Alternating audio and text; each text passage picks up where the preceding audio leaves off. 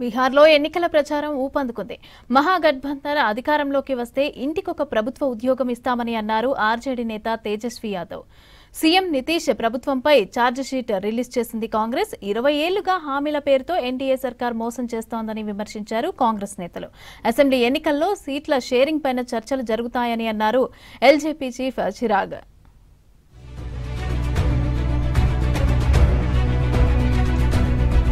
బీహార్లో అసెంబ్లీ ఎన్నికల ప్రచారం జోరందుకుంది. ఓవైపు సీట్ల పంపకం, అభ్యర్థుల ఎంపికపై కసరత్తు చేస్తూనే ప్రచార హోరు పెంచాయి పార్టీలు. బీహార్ ఎన్నికల్లో మహాగఠబంధన్ గెలిస్తే ఇంటికో ప్రభుత్వ ఉద్యోగం ఇస్తామన్నారు ఆర్జేడీ నేత తేజస్వి యాదవ్.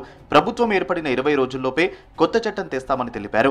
అధికారంలోకి వచ్చిన 20 నెలల తర్వాత ప్రభుత్వ ఉద్యోగం లేని ఇల్లు ఉండదన్నారు తేజస్వి యాదవ్. सरकार बनते ही इन्होंने 20 साल तक कोई नौकरी नहीं दी, कोई रोजगार नहीं दी, लेकिन सरकार बनते ही 20 दिनों के अंदर यह अधिनियम बनाया जाएगा और 20 महीने में ऐसा कोई बिहार का घर नहीं बचेगा जिसके पास सरकारी नौकरी नहीं होगी। तो आप समझ जाओ 17 महीने में अगर 5 लाख नौकरियां तेजस्वी ने दी तो 5 साल में कितना देता।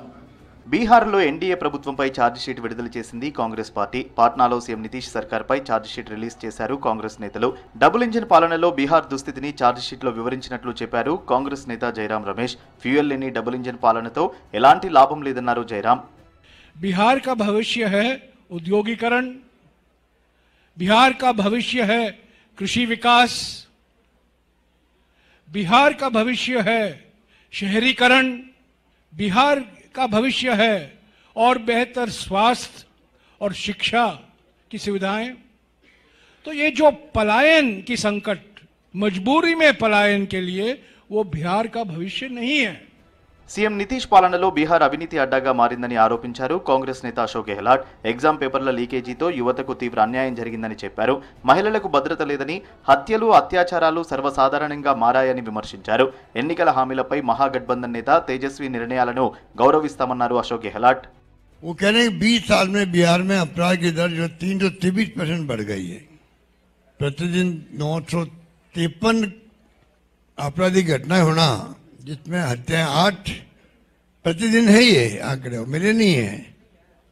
33 अपहरण और 55 महिला अपराध शामिल है. ये स्थिति यहाँ बनी हुई है. तो आप सोच सकते हो कि इस प्रदेश का क्या हाल हो रहा होगा. आपको हमको सोचना पड़ेगा. మహిళల ఓట్ల కోసమే సీఎం మహిళా రోజ్గార్ యోజన స్కీమ్ను నితీష్ సర్కార్ తెచ్చిందన్నారు కాంగ్రెస్ నేత భూపేష్ బఘేల్. ప్రభుత్వ అవినీతిపై చర్చ జరగకుండా డైవర్ట్ పాలిటిక్స్ చేస్తున్నారని విమర్శించారు. ప్రధాని మోదీ సీఎం నితీష్ పాలనలో బీహార్ ఆర్థికంగా దివాలా తీసిందన్నారు బఘేల్. स्थिति बेहद खराब है. किस प्रकार से 20 साल में बिहार का हाल बदहाल कर रखा है इस सरकार ने, और बिहार इसको बर्दाश्त नहीं करेगी. बिहार की जनता इसे बर्दाश्त नहीं करेगी और परिवर्तन सुनिश्चित है. బీహార్ అసెంబ్లీ ఎన్నికల్లో సీట్ల పంపకంపై విస్తృతంగా చర్చలు జరుగుతున్నాయన్నారు కేంద్ర మంత్రి LJP Ram Vilas party chief Chirag Paswan. ఎన్డీఏలోని అన్ని పార్టీలు చర్చల్లో పాల్గొన్నాయని తెలిపారు. 1-2 రోజుల్లో సీట్ల పంపకం కొలిక్కి వస్తుందని చెప్పారు.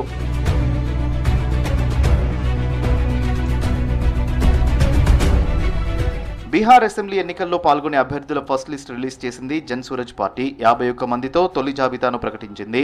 బీహార్లో మార్పు తేవడమే లక్ష్యంగా జన్సూరజ్ పార్టీని స్థాపించామన్నారు ఆ పార్టీ చీఫ్ ప్రశాంత్ కిషోర్. 2 ఏళ్లుగా పార్టీ కోసం పనిచేసిన వారికే టికెట్లు ఇస్తున్నట్లు చెప్పారు ప్రశాంత్ కిషోర్. उनको पता है कि जनसुराज में कोई किसी का बोलबाला पैसे का बाहुबल का नहीं है. जो प्रॉमिस हम लोगों ने समाज के साथ किया है वो हमने प्रॉमिस को पूरा किया है. और बिहार में जनसुराज की व्यवस्था बनाने के लिए कोई 243 लोगों ने तो सिर्फ काम किया नहीं है, काम तो हजारों लोगों ने किया है. उसमें से 243 लोग चुनाव लड़ रहे हैं. బీహార్లో పారదర్శకంగా ఎన్నికలు నిర్వహించడానికి అన్ని చర్యలు తీసుకుంటున్నట్లు తెలిపింది ఎన్నికల సంఘం. ఇప్పటికే ఎన్నికల ప్రక్రియపై అధికారులకు మార్గనిర్దేశాలు జారీ చేసినట్టు తెలిపింది ఈసీ.